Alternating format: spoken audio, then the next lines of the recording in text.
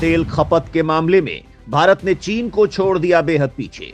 दुनिया भर की तेल कंपनियां भारत में करना चाहती हैं निवेश।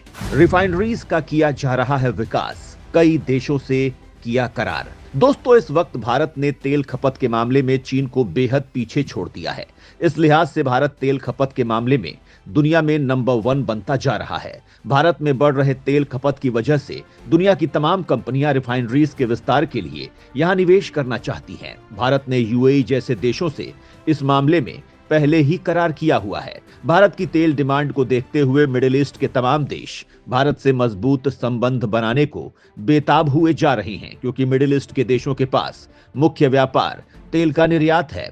पहले चीन में तेल की खपत काफी ज्यादा थी, लेकिन इलेक्ट्रॉनिक व्हीकल के आने के बाद चीन में तेल की खपत कम हुई है। तो आइए जानते हैं कि भारत किन किन देशों से तेल खरीदता है और रिफाइनरीज उद्योग में निवेश का क्या फायदा होगा।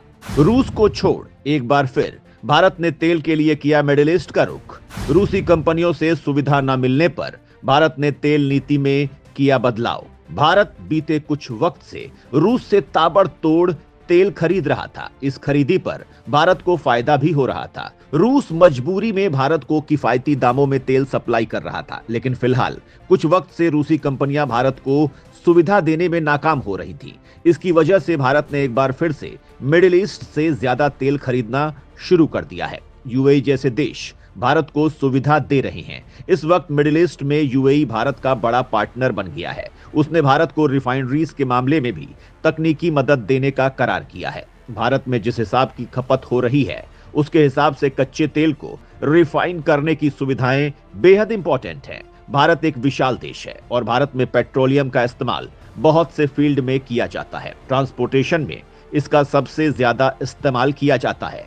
इलेक्ट्रॉनिक व्हीकल के मामले में भारत भी आगे बढ़ रहा है, लेकिन फिलहाल इसमें वक्त लगेगा। इलेक्ट्रॉनिक गाड़ियां ज्यादा दूरी तक नहीं जा सकती हैं और भारत में अभी तक इनके लिए पर्याप्त इकोसिस्टम विकसित नहीं हो पाया है। इस वजह से भारत में अभी भी भयंकर तेल खपत हो रही है। भारत ने बीच में रूस से तेल आयात बढ़ा दिया था और ये आयात लगातार बढ़ता ही जा रहा था। इसका भारत को फायदा हो रहा था, लेकिन जब रूसी कंपनियों ने कई दिक्कतें खड़ी कर दी तो भारत ने वापस से मिडिल ईस्ट का रुख कर लिया है।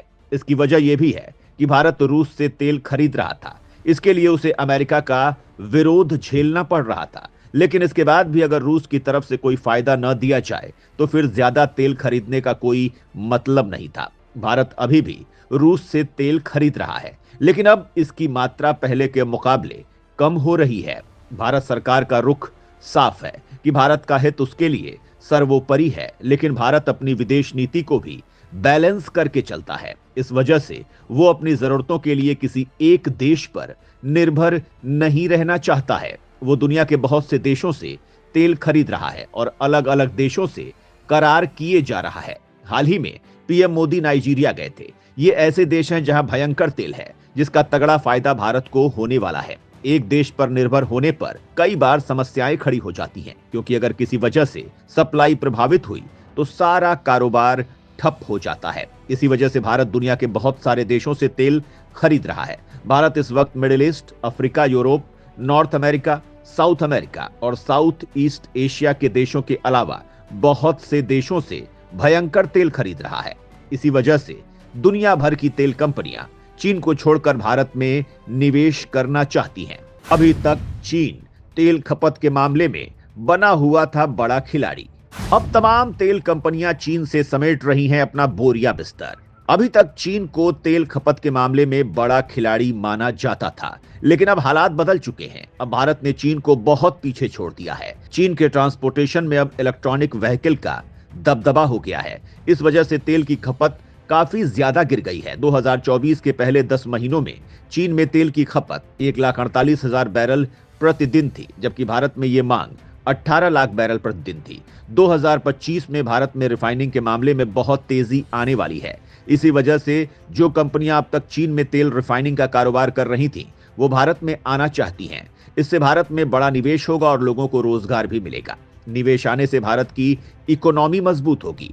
तेल खपत की वजह से मिडिल ईस्ट के देश भारत से अपने रिश्ते मजबूत बना रहे हैं। यूएई पहले ही भारत के काफी करीब है। वहीं सऊदी अरब जैसे देश भी भारत के काफी करीब आ रहे हैं। कतर जैसा कट्टर मुस्लिम देश भी भारत के काफी करीब है। इसी वजह से उसने भारत के नेवी अफसरों की सजा माफ करके भारत भेजा था। यह भारत की मजबूत विदेश नीति थी, वरना भारत ने यूपीए की सरकार के वक्त पाकिस्तान से लाशें आती देखी हैं। सरबजीत सिंह को पाकिस्तान की जेल में मार डाला गया था। भारत इस वक्त अपनी इकोनॉमी को मजबूत बनाने की कोशिश में है।